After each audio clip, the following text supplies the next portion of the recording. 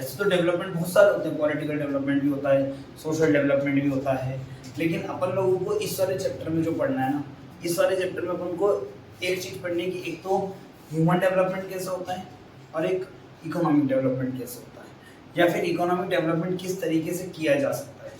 हर chapter आपको कुछ ना कुछ चीज सीख। तो इंडिया के लिए डेवलपमेंट की क्या जरूरत है कि भैया इंफ्रास्ट्रक्चर डेवलप हो, हेल्थ सर्विसेज हो जाए, एजुकेशन डेवलप हो, ये देश के डेवलपमेंट की बात हो रही है। और किसी भी कंट्री के पास अगर ये सारी चीजें हैं तो मैं कह रहा हूँ उस कंट्री के लोग बहुत ज्यादा क्या है, अपने आप डेवलप है। समझे आपको? जैसे घर में अगर सबसे बड़ा आदमी जो है वो बहुत ज्यादा कमाता है तो घर वाले अपने आप डेवलप करते हैं। तो जब देश की इकोनॉमी बहुत अच्छी है और देश पूरा डेवलप है तो देश के लोग भी डेवलप कहलाएंगे। समझे आपको? भले उस देश के अंदर कितना ही कुछ भी चल रहा हो। फॉर एग्जाम्पल अमेरिका शो करता है कि इंडिया की इकोनॉमी पीछे है, अमेरिका जो है, इंडिया जो है वो लोगों के राइट्स का एक्सप्लॉयटेशन करता है। अमेरिका कभी अपने अंदर झांक के देखता है क्या कि वहां पर ब्लैक पीपल्स के साथ कितना एक्सप्लॉयटेशन करते हैं वो लोग? अमेरिका में आज भी ब्लैक एंड व्हाइट का एक्सप्लॉयटेशन होता है, ब्लैक एंड व्हाइट का डिस्क्रिमिनेशन है। काले लोगों को वहां पर क्या माना जाता है? निचले स्तर का माना जाता है। आज भी अमेरिका में लोगों को कलर के बेस पे लोगों को एक्सप्लॉइट किया जाता है अमेरिका में आज भी। तो डेवलपमेंट का मतलब सड़कें बनना नहीं होता, डेवलपमेंट का मतलब इंफ्रास्ट्रक्चर बनना नहीं होता, डेवलपमेंट का मतलब टेक्नोलॉजी आना नहीं होता, डेवलपमेंट का मतलब इंडस्ट्री आना नहीं होता। इसका मतलब डेवलपमेंट का एक और मतलब होता है। डेवलपमेंट का एक और मतलब पता है क्या है? कि आपको सिक्योरिटी भी तो मिले, आपको स्वतंत्रता तो मिले, तो ये तो आप डेवलप करोगे। 9th क्लास में पढ़ा था सोशल एक्सक्लूजन, पॉवर्टी के अंदर क्यों इंसान गरीबी की तरफ चले जाता है? क्योंकि उसको समाज से बाहर कर दिया जाता है, और समाज से जिसको बॉयकॉट कर दोगे वो आगे नहीं बढ़ पाएगा, तो वो मानसिक तौर पे पीछे हो जाता है। तो डेवलपमेंट का मतलब सिर्फ पैसे बढ़ाना नहीं होता बेटा। 10th क्लास की डेफिनेशन में डेवलपमेंट लिख के आ जाओगे, अरे भाई डेवलपमेंट का मतलब सिर्फ इनकम बढ़ाना नहीं होता। डेवलपमेंट का मतलब होता है कि लोग वहां पर फ्रीडम से रहें, लोग वहां पर एक बिहेवियरल स्ट्रक्चर वहां पे अच्छा हो, लोगों को अपना कल्चर फॉलो करने की इंडिपेंडेंस हो, वो डेवलपमेंट होता है। लोग अपनी भाषा को बोल सकें, लोग अपनी बातों को एक्सप्रेस कर सकें, ये डेवलपमेंट है। और यही तो डेवलपमेंट लेके जाएगा। जब लोग फ्री रहेंगे तो लोग फ्रीली काम करेंगे, तो इससे देश डेवलप होगा। आपको लिखना है आंसर में कि जो डेवलपमेंट होता है ना वो दिखता भी है और नहीं भी दिखता है। जो दिखता है वो सड़कें, infrastructure, electricity, technology, communication, tourism. जो नहीं दिखता वो इंसान का नेचर, फ्रीडम, बिहेवियर। समझे आपको? तो कुछ चीजें हैं डेवलपमेंट में जो आप देख के बता सकते हो कि हाँ ये डेवलप्ड है, और कुछ चीजें ऐसी जो आपको फील करनी है वहां पर जाके। आपकी नौकरी लग गई जम्मू कश्मीर में तो आपको थोड़ा डर लगेगा कि यहाँ पर हो सकता है पाकिस्तानी टेररिस्ट आके हम पे अटैक कर दें, तो क्या डेवलपमेंट हो पाएगा? आपकी जॉब लग गई छत्तीसगढ़ में तो आपको डर रहेगा, आप डेवलप नहीं कर पाओगे कि यहाँ नक्सलवादी इलाका है। आपकी जॉब लग गई बिल्कुल दिल्ली में तो आप डेवलप करोगे, केरला में, मुंबई में, महाराष्ट्र में आप डेवलप करोगे। क्यों? क्योंकि वहां पर इंफ्रास्ट्रक्चर ये सब तो है ही, लेकिन वहां पर आपको फ्रीडम है, आपको स्वतंत्रता होनी चाहिए, आपको घर से निकलने नहीं दिया जाए। आप मानसिक तौर पे पिछड़ जाओगे ना, आप डेवलप कर पाओगे? नहीं कर पाओगे। तो डेवलपमेंट का मतलब क्या होता है? कि इसका मतलब है कि आपको फिजिकल तौर पे भी डेवलप करना है और मेंटली तौर पे भी डेवलप करना है। तो अगर फिजिकल तौर पे डेवलप करना होता तो मजदूर ही क्या होते? सबसे बड़ा राजा होता, उनकी बॉडी सबसे ज्यादा फिट होती है मजदूरों की। कहीं भी सुला दो, कुछ भी कहीं भी सुला दो, कुछ भी खिला दो, कितनी देर काम करवा लो, लेकिन क्या वो मेंटली इतना ज्यादा आगे है? नहीं है, तो वो डेवलप नहीं कर पाते हैं। लोग सोचते हैं डेवलपमेंट मतलब इकोनॉमी ज्यादा होना। ना भाई, समझाओ बैठ के, अरे ऐसा नहीं होता यार। आपको फ्रीडम होनी चाहिए ना, आपको लिबर्टी होनी चाहिए ना, आपको बिहेवियर स्ट्रक्चर अच्छा होना चाहिए, तो ही तो डेवलप करोगे। आपका एटीट्यूड अच्छा होना चाहिए। उस कंट्री में सऊदी अरब के लोग क्यों नहीं डेवलप कर पाते, क्योंकि महिलाएं क्यों डेवलप नहीं कर पाती, क्योंकि वहाँ पे महिलाओं को वोट देने का राइट ही नहीं है। अब जिस वहाँ पर आज़ादी ही नहीं है वो डेवलप कैसे होगा। नॉर्थ कोरिया के लोग पूरी दुनिया में कुछ कर क्यों नहीं पाते ज़्यादा, क्योंकि वहाँ पर डिक्टेटरशिप है और वहाँ का जो तानाशाह है वो लोगों को कुछ करने नहीं देता है। तो इसका मतलब है पैसा होना सब कुछ नहीं है। यूरोपियन कंट्रीज ने जो बताया ना, ये वेस्टर्न कंट्रीज ने जो बताया, अमेरिका ने, यूरोप ने जो बताया, ये इन्होंने सिर्फ अपने पैसे देख कर बताया, इन्होंने अपने देश का स्ट्रक्चर देख के नहीं बताया। आओ कभी हिंदुस्तान, कोई बात नहीं हमारे पास पैसा कम है, लेकिन हमारे पास यहाँ पर ऐसा है कि एक घर में हिंदू रहता है तो दूसरे घर में मुस्लिम रहता है, और वहीं तीसरे घर में जैन, क्रिश्चियन या बौद्ध रहता होगा। और सुबह जब उठते हैं तो दो अपने अपने धर्म के हिसाब से एक दूसरे को नमस्ते करते हैं। ये डेवलपमेंट होता है। और दे आर प्रिडिक्टिंग कि इकोनॉमी बड़ी होनी चाहिए। अरे ये होगा तो इकोनॉमी तो आज भी तो कल बढ़ी जाएगी। इसलिए भारत का सर्वनाश कभी नहीं हो सकता, क्योंकि अपन आदिकाल से ऐसी संस्कृति में रहते आए हैं, हजारों सालों से, जहाँ पे बुद्ध भी था, जैन भी था, गुरु नानक भी थे, इस्लाम धर्म भी आ चुका था, और हिंदू धर्म भी था सबसे पहले से। सब मिल के रहे। कितना इन्होंने बांटने की कोशिश करी, डिवाइड एंड रूल की कोशिश करी, क्या बटे अपन? और आज अपन सबसे दुनिया का सबसे बड़ा सेक्युलर कंट्री और डेमोक्रेटिक कंट्री के रूप में सर्वाइव कर रहे हैं। इससे बड़ी कोई चीज ही नहीं है ना। और दुनिया का दुश्मन अमेरिका रूस नहीं है, दुनिया का दुश्मन इंडिया है, क्योंकि इंडिया को कोई आगे नहीं बढ़ने देना चाहेगा, और ना चाइना आगे बढ़ने देना चाहेगा इंडिया को। क्योंकि आज है चाइना, कल चाइना का पैसा खत्म, चाइना खत्म। कम्युनिस्ट कंट्री की एक खासियत होती है, मैं समझाऊंगा कम्युनिज्म में, सब समझाऊंगा, टेंशन नहीं लेने का। कम्युनिस्ट कंट्री की एक खासियत होती है, उस कंट्री के पास पैसा खत्म, उस देश में क्रांति आ जाएगी, लोग लड़ लेंगे आपस में। अरे इंडिया के पास पैसा खत्म भी हो जाएगा ना तो लोग मिलके रहेंगे, क्योंकि अपने यहाँ पर समाजवाद है, सोशलिज्म है, सब मिलके रहना चाहते हैं, एकता है, डाइवर्सिटी, यूनिटी, यूनिफिकेशन। पढ़ा है 6th क्लास की पॉलिटी का फर्स्ट चैप्टर, यहाँ पे लिखा हुआ था अभी ना, हर चीज जुड़ी हुई है, सब कुछ सोचना अच्छे से, जितना अच्छा सोचो। बात वही रही कि आपको कंपेयर तो करना है डिफरेंट कंट्रीज, डिफरेंट स्टेट्स।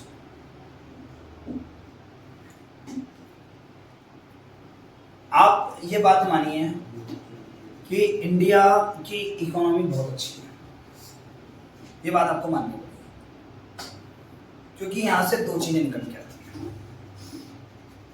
ध्यान सुनना, अगर मैं कमाऊंगा अकेला तो ये मेरी पर्सनल इनकम होगी, आप कमाएंगे आपकी पर्सनल इनकम, कोई दूसरा कमाएगा उसकी पर्सनल इनकम, कोई अलग कमाएगा उसकी पर्सनल इनकम, कोई ट्रांसपोर्टेशन से कमा रहा है उसकी इनकम, कोई एजुकेशन से कमा रहा है उसकी इनकम, कोई हेल्थ सेक्टर में जाके कमा रहा है उसकी इनकम, कोई टूरिज्म से कमा रहा है उसकी इनकम। लेकिन जब बात आती है देश की तो इसको बोलते हैं नेशनल इनकम। क्या बोलते हैं? National income.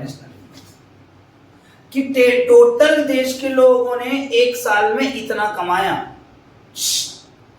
ध्यान देना जरूर। फर्स्ट सेक्टर, सेकंड सेक्टर और थर्ड सेक्टर, ये बहुत बड़ा फंडा बता रहा हूँ, सुन लेना। इसको बोलते हैं प्राइमरी सेक्टर, सेकेंडरी सेक्टर, इसको बोलते हैं टर्शरी सेक्टर। प्राइमरी वाले के दूसरा नाम एग्रीकल्चरल, अगला चैप्टर पढ़ेंगे तो एग्रीकल्चर सेक्टर, इसको बोलते हैं इंडस्ट्रियल सेक्टर, और इसको बोलते हैं सर्विस प्रोवाइड कर। ठीक है, अब मैंने आपको बोला कि देश में टोटली 3 इकोनॉमिक सेक्टर्स हैं। पहले वाले ने कमाए एक साल के अंदर 300 करोड़, दूसरे वाले ने कमाए 400 करोड़, और तीसरे वाले ने कमाए 500 करोड़। तो मैं बोलूंगा कि पूरे देश ने कितना कमाया, ये मैं बोलूंगा नेशनल इनकम, है ना। तो नेशनल इनकम कंट्री की कितनी हो गई? 1200 करोड़। कितनी हो गई? 1200। लेकिन क्या इससे मेरे को देश की इनकम तो पता पड़ी, लेकिन मेरे को इससे ये नहीं पता पड़ा कि आखिर, फॉर एग्जाम्पल मैंने बोला आपको एक फैमिली है, वो फैमिली में नंबर ऑफ पर्सन्स नहीं बताए, मैंने बोला एक फैमिली है, उस फैमिली में टोटल एक महीने की कमाई 1 लाख रुपए, और मैंने बोला एक फैमिली है, टोटल उस फैमिली की कमाई 1 लाख रुपए। आप क्या बोलोगे भैया सेम इनकम तो है दोनों की, तो दोनों का डेवलपमेंट सेम होगा। अब सुनो कैसे, वो जो ए वाली फैमिली है उसमें सिर्फ 2 लोग हैं और बी वाली फैमिली उसमें 5 लोग हैं, अब बताओ डेवलपमेंट किसका ज्यादा होगा? 2 लोगों वाली। 2 वाली का। तो इसका मतलब है नेशनल इनकम तो अपने को कैलकुलेट करनी ही करनी है, लेकिन जब अपन नेशनल इनकम को डिवाइड कर देते हैं पॉपुलेशन से, नेशनल इनकम को डिवाइड कर देते हैं पॉपुलेशन से, तो एक एक देश एक एक लोगों के पास में कितना पैसा पहुंचा, ये पर कैपिटा इनकम आ जाती है। इससे शो हो जाता है कि उस देश के पास सच में आम नागरिक तक पैसा कितना पहुंच सकता है, या उसने आम नागरिक से कितना पढ़ा। समझे बात को? वेरी गुड, तुम अच्छा मानो। तो पर कैपिटा इनकम क्या होती है? National income divided by total population. और पर कैपिटा इनकम को ही बोलते हैं, जब टोटल को टोटल से डिवाइड करते हैं तो एवरेज आता है ना, तो इसी को एवरेज इनकम बोलते हैं। तो नेशनल इनकम को जब मैं, समझ आया भाई लोग? अभी देखो नेशनल इनकम क्या होती है? Sum of income of all sectors. Simple था। लेकिन एवरेज इनकम क्या होती है? National income divide by total population. और इसी का दूसरा नाम है पर कैपिटा इनकम, जिसको हिंदी में बोलते हैं प्रति व्यक्ति आय। कि एक आदमी, अब उस फैमिली में एक आदमी के पास कितना आया? 20,000 रुपए आए थे। सेकंड वाली फैमिली में 20,000 रुपए, और ए वाली फैमिली में 50,000। इसके लिए क्या पता है क्या बोला जाता है? देश में जितने लोग हैं ना, उनमें ज़्यादा से ज़्यादा लोगों को कमाना चाहिए। और अपना देश तब तक पर कैपिटा इनकम में आगे नहीं बढ़ सकता जब तक महिलाओं को आगे नहीं लाया जाएगा। क्योंकि आप आँख खोल के देख लो या आँख बंद करके उस चीज़ को एज्यूम कर लो, कितने % महिलाएं देश में कमाती होंगी? 10%, 15%, 20% महिलाएं, 30% महिलाएं कमाती है, 70% महिलाएं घर में है। उन 70% में से अगर 30 कमा रही होती तो सोचो देश की इकोनॉमी और कितनी बढ़ती आगे। समझे आपको? इसलिए महिलाओं का आगे आना जरूरी है। उन ST SCs का और डिप्रेस्ड क्लास के लोगों का आगे आना जरूरी है, जो एम्प्लॉयमेंट नहीं करते हैं, जो बेरोजगार हैं, जो पिछड़ चुके हैं। इसलिए रिजर्वेशन रखा गया है ST SCs और वुमेन्स के लिए।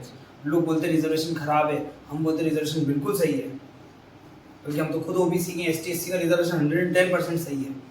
क्योंकि अगर वो आगे नहीं आएंगे तो देश की इकोनॉमी आगे नहीं बढ़ने वाली। घर में 5 लोग में से 5 कमाएंगे ना, तो वो भी 1 लाख की जगह 2.5 लाख हो जाते हैं अभी। समझे बात को? अरे 2 तो हो जाते, कॉम्पीट तो करता है उस पार्टी से। समझे बात को?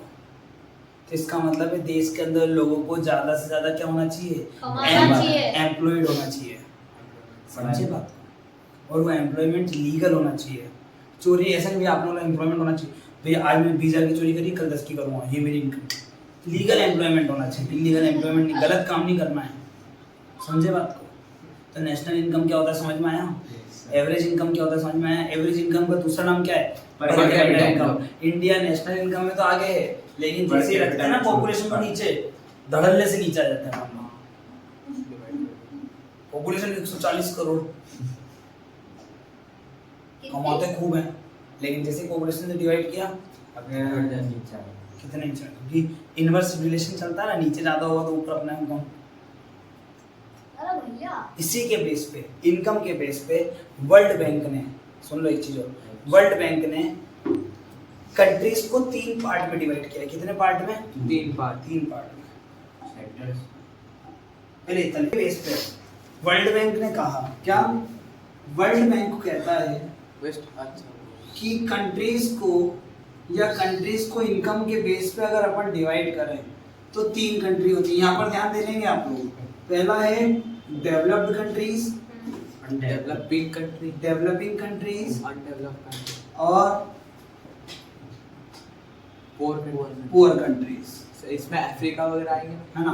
देखो याद करने का सिंपल तरीका, इधर देख लो तुम, डेवलपिंग और पुअर कंट्रीज। डेवलप कंट्रीज वो हैं जिनके पर कैपिटा इनकम $12,056 से ज्यादा हो।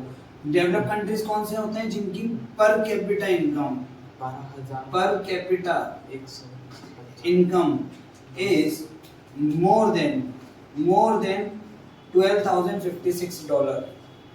इसका एग्जांपल है नॉर्थ अमेरिकन कंट्रीज और यूरोपियन कंट्रीज और जापान चाइना और चाइना। इंडिया। चाइना को नहीं रखेंगे, चाइना को छोड़ दो। जो कि दिक्कत है, चाइना अपने आप को प्रेडिक्ट नहीं कराता कि वो डेवलप्ड है, वो शो नहीं करता पूरा डाटा। तो क्योंकि डेवलपिंग कंट्रीज को लोन ज्यादा मिलता है इसलिए। तो डेवलप कंट्रीज कौन से कंट्री हो जिनका पर कैपिटा इनकम एक आदमी के हाथ में $12,000 से ज्यादा आते हो एक महीने और एक महीने, हाँ एक महीने का, ठीक है ना, और नहीं पूरे साल का, पर एनम पूरे साल में उसके पास $12,000। और $12,000 को 100 से मल्टीप्लाई करके देख लें, ये 12,000 लिखा, ये 100 कर दिया, एक करोड़ नहीं 12 लाख, 12 लाख। मतलब एक इंसान वहाँ पर एवरेज 12 लाख कमाता हो, तो अमेरिका में एवरेज एक इंसान की बात है 12 लाख आते हैं एक साल में, एक साल में 12 लाख रुपए। मतलब जो कमा रहा है उससे जो कितना ज्यादा कमा रहा होगा, क्योंकि वहाँ पर बेरोजगार वहाँ पे भी तो होंगे ना, सब थोड़ी कमा रहे। सोचो कितना पैसा अमेरिका में, समझा? फिर उसके बाद में डेवलपिंग कंट्रीज क्या होते हैं? डेवलपिंग कंट्रीज वो होते हैं इंडिया जो $955 से $12,056 के बीच में पर कैपिटा इनकम है। $955 से $12,056 के बीच में पर कैपिटा इनकम होती है, तो ये डेवलपिंग कंट्रीज होते हैं। इसका एग्जांपल है इंडिया, बांग्लादेश और श्रीलंका। श्रीलंका भी डेवलपिंग में जाएगा कि पोर में? अभी वो इकोनॉमिक क्राइसिस में आ चुका है, तो वो पुअर कंट्री में आ जाएगा। Very good. लेकिन अपन बुक के हिसाब से ये लिखेंगे। और इंडिया का पता है कितना है? $1,800 के आसपास। अब 1800 को मल्टीप्लाई कर लो 100 से, मान लो अप्रोक्स, तो एक आदमी के बाती में फिर भी 1,80,000 आ रहे हैं, लेकिन पूरे साल की 1,80,000 आ रहे हैं, वो 12 लाख।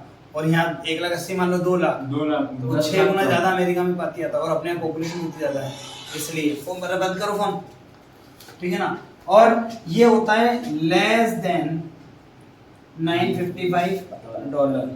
एग्जांपल है वॉशरूम, अफ्रीकन कंट्रीज। वॉशरूम नहीं, वॉशरूम भी डेवलपिंग में आएगा। वॉशरूम मतलब समझ रहे हो? पाकिस्तान, तो पाकिस्तान वैसे डेवलपिंग में आएगा, लेकिन आने वाले 5 साल बाद वो भी यहाँ आ जाएगा। अफ्रीकन कंट्रीज जो हैं वो क्या है? Poor countries. इन्हीं को एक और नाम दिया गया है, डेवलप कंट्री को बोलते हैं first world countries. Sir south Africa तो डेवलपिंग, हाँ वो साउथ अफ्रीका डेवलपिंग है, लेकिन केन्या और जिम्बाब्वे वो डेवलपिंग है, उनकी हालत खराब है। सेकंड वर्ल्ड कंट्रीज, और इसको बोलते हैं थर्ड वर्ल्ड कंट्रीज। लिख लो।